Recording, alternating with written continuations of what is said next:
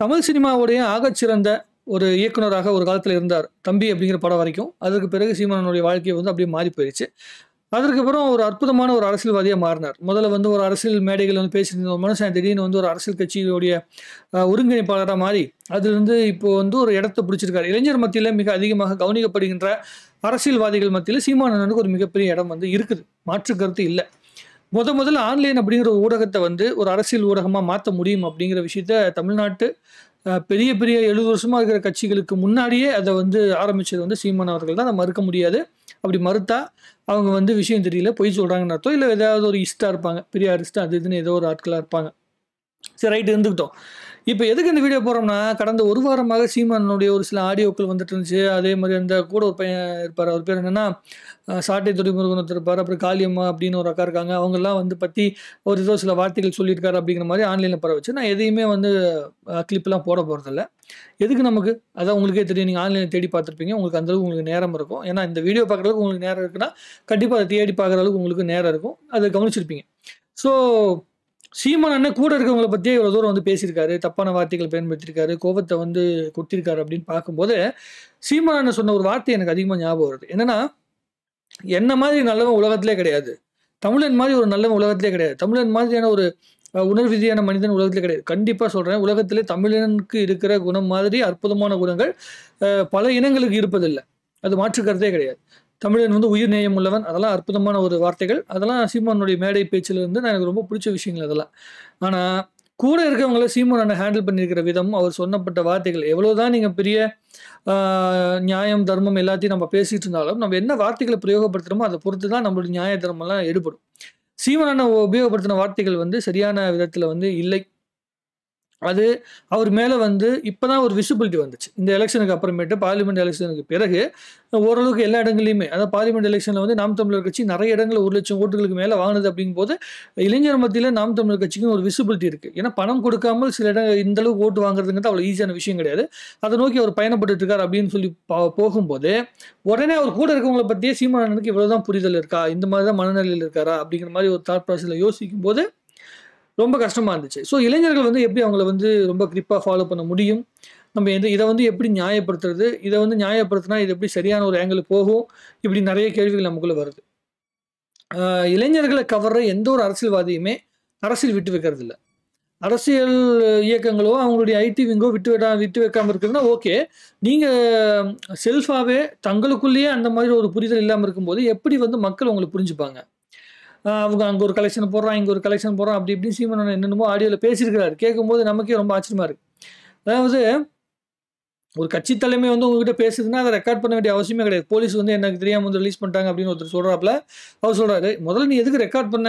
அப்படின்னு வந்து சி சீமான் அண்ணன் கேட்கிற மாதிரி வந்து ஒரு மீம்லாம் போட்டிருந்தாங்க. எனக்கு ரொம்ப ஆச்சரியமா இருக்கு. எப்படின்னா, இப்படி ஒரு மனநிலையில இருக்கிறவங்கள வச்சுக்கிட்டு எப்படி அரசியல் செய்ய முடியும்? இது வந்து எப்படி ஒரு நல்ல அரசியலை நோக்கி நகர்த்தும்? எனக்கு புரியவே இல்ல. அதுக்கு நீங்க இருக்கிற எல்லா அரசியல் கட்சிகளும் நல்ல கட்சிகளான்னு கேட்டீங்கன்னா, கிடையாது. எல்லா கட்சிகளுக்குள்ளயுமே ப்ராப்ளம் இருக்கு.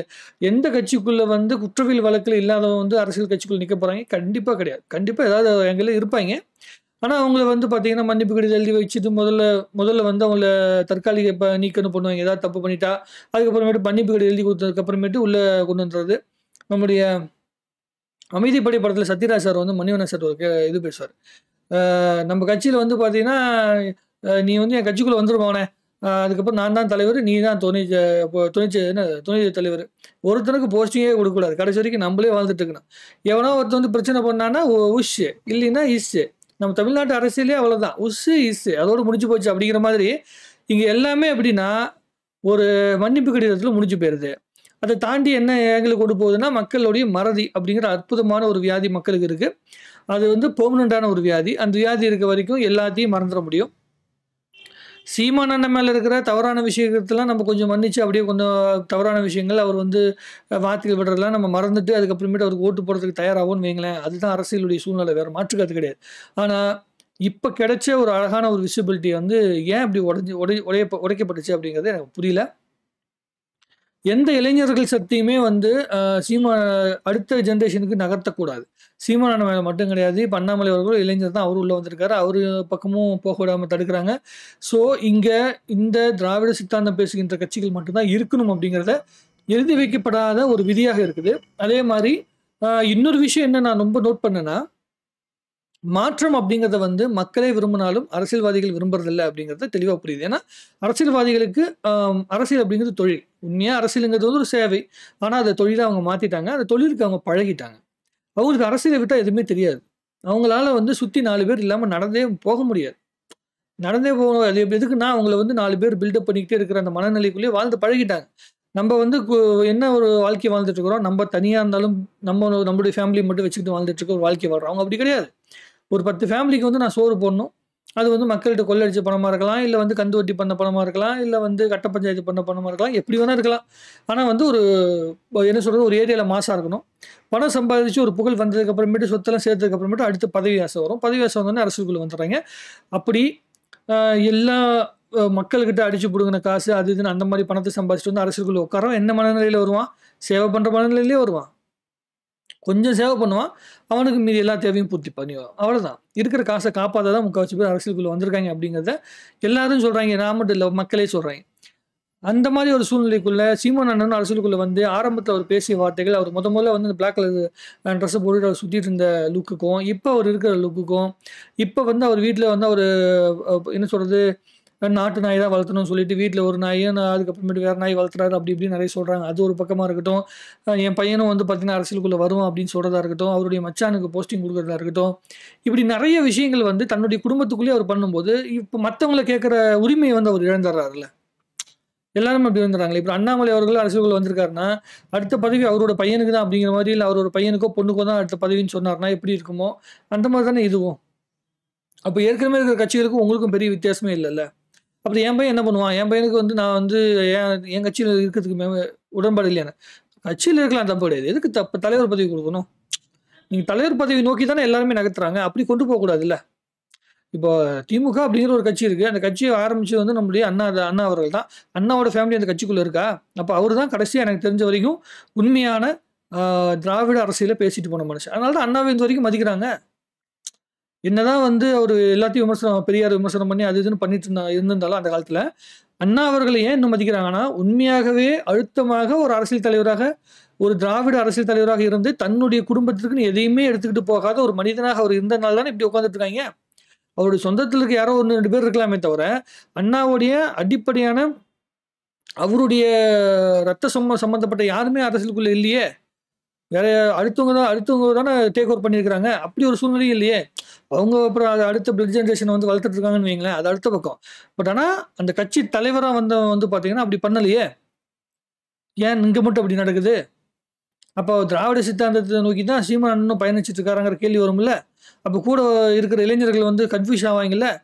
என்னடா இது நம்பலாமா? நம்ப வேணாமா? தமிழ்நாட்டுக்குள்ள இருக்கிற இந்த போராட்டம் பண்ற முக்காவாசி இயக்கங்கள் எல்லாமே வந்து பார்த்தீங்கன்னா, ஏதோ ஒரு கட்சி சார்ந்து தான் இயங்குது. இந்த கட்சி இப்ப ஆட்சியில இருக்கும்போது மட்டும் தான் கேள்வி கேட்குறாய்ங்க. இந்த கட்சி ஆட்சிக்கு வந்தா கேள்வியே கேட்க மாட்டேன்றாங்க. அப்படிங்கிற மாதிரி இருக்கும்போது, நெறைய கன்ஃப்யூஷன் வருதுல்ல. அதுதான் சீமானனுடைய லைஃப்லயும் வரப்போது. எனக்கு இது ரொம்ப பயங்கரமா தெரியுது. ஆ 2026 எலக்ஷனுக்குள்ள இன்னும் வந்து 2 வருஷம் இருக்குது. இந்த 2 வருஷத்துக்குள்ள என்னென்ன உருட்ட போறாய்ங்கன்னு தெரியல. சீமான் அண்ணன் ஆரம்ப காலத்துல வந்து சில தவறுகள் பண்ணிட்டாரு. என்ன பண்ணிட்டாருன்னா, குறிப்பா வந்து நெறைய கதை சொல்லிட்டு போயிட்டாரு. அந்த கதையில வந்து பிரபாகரன் சார் வந்து போய் பார்த்துட்டு வந்ததெல்லாம் ஓகே. அவர் பார்த்துருக்காரு, ஃபோட்டோ எடுத்திருக்காரு. அதெல்லாம் ஓகே இருக்கட்டும். இருக்குது தப்பில்ல. பட் அவர் சொன்ன அந்த ஆமை கதை அது இதுங்கிற விஷயத்தலாம் வந்து பார்த்தீங்கன்னா, எல்லாருமே ஏத்துக்கல. அது ரொம்ப எக்ஸ்ட்ரீமா போனதுனால, அது வந்து ஒரு மெட்டீரியலா ட்ரோல் மெட்டீரியலா எப்ப வேணாலும் மாறும். எலக்ஷனுக்கு முன்னாடி வந்து ஒரு 20 நாள், 30 நாளைக்கு முன்னாடி போட்டீங்கனாலே, அதுவே வந்து ஒரு நெகட்டிவ் இம்பாக்ட் கிரியேட் பண்ணும். அதெல்லாம் வந்து தாண்டி சீமான் அண்ணன் எப்படி வந்து அவர நம்பி வெளிநாட்டுல வேலையெல்லாம் விட்டுட்டு வந்து இங்க உட்கார்ந்துட்டு இருக்கிற அந்த இளைஞர்கள வந்து எப்படி கொண்டு போறாரு அப்படிங்கிற விஷயத்த நமக்கு தெரியல. பொறுத்துன்னு தான் பார்க்கணும். சீமான் அண்ணன நான் நம்பலாமா வேணாமான்னு சொல்லி கேட்டீங்கன்னா, நம்புறதுனா நம்புங்க. அது உங்களுடைய பர்சனல் ஒப்பீனியன். ஆனா நான் ஒரு விஷயம் சொல்றேன். சீமான் அண்ணன் சம்மந்தப்பட்டவர்கள் இருக்காங்கல்ல, இவங்கெல்லாம் வந்து மத்த அரசியல் கட்சிகளோட கம்பேர் பண்ணும்போது அவ்வளவு தூரம் வந்து பார்த்தீங்கன்னா, தவறுகள செஞ்சுட்டு இருக்கிறவங்களா எனக்கு தெரியல. அத விட ஏன்னா அவங்க பயங்கரமா பண்ணியிருக்காங்க. 60, 70 வருஷம் வந்து அரசியலுக்குள்ள இருந்துட்டு, அரசியலே ஒரு பெரிய தொழிலா மாத்தி, ஒரு தொழிலதிபர்களா இருக்கிற அவங்கள விட இவங்கலாம் வந்து அவ்வளவு தூரம் அவர் நிறுத்தப்படுகின்ற வேட்பாளர் இருக்காங்கல்ல, சீமான் அண்ணன் கட்சியில் நிறுத்தப்படுகின்ற வேட்பாளர் எல்லாருமே படிச்சவங்களா இருக்காங்க. 35 வயசுக்குள்ள இருந்து 40 வயசுக்குள்ள இருக்கிறவங்களா இருக்காங்க. என்ன ஜாதியா வேணா இருந்துட்டு போறாங்க. ஆனா படிச்ச இளைஞர்களா இருக்காங்க. அவங்களுக்கு ஒரு வாய்ப்பு குடுத்து பார்க்கணும்னு நான் நினைக்கிறேன். அட்லீஸ்ட் ஒரு எம்எல்ஏவாச்சும் குடுத்து உள்ள உட்கார வச்சு, அந்த ஒரு எம்எல்ஏ அந்த தொகுதியில என்ன பண்றாங்க அப்படிங்கிறதாச்சும் பார்க்கணும் அப்படிங்கிறது தான் என்னுடைய தாட் ப்ராசஸ். இந்த அரசியல் சம்பந்தப்பட்ட விமர்சனங்கள், கேலிகள், அப்புறம் வந்து என்ன சொல்றதுன்னா, வாக்குவாதங்கள் இது எல்லாத்தையும் தாண்டி ஒரு நாட்டில ஒரு மாற்றம் ஏற்படணும்னா, அடுத்த இளைஞர்கள் சக்தி அப்படின்னு வர யாரா இருந்தாலும், ஒரு வாய்ப்பு அவங்களுக்கு குடுக்கணும் அப்படிங்கிற மாரி தான் என்னோட தாட் ப்ராசஸ். உங்களுக்கு என்ன தோணுதோ அத கமெண்ட்ல எழுதுங்க. இன்னும் நெறைய பேசுவோம். வாழ்க தமிழ்நாடு! வளர்க தமிழ் மக்கள்!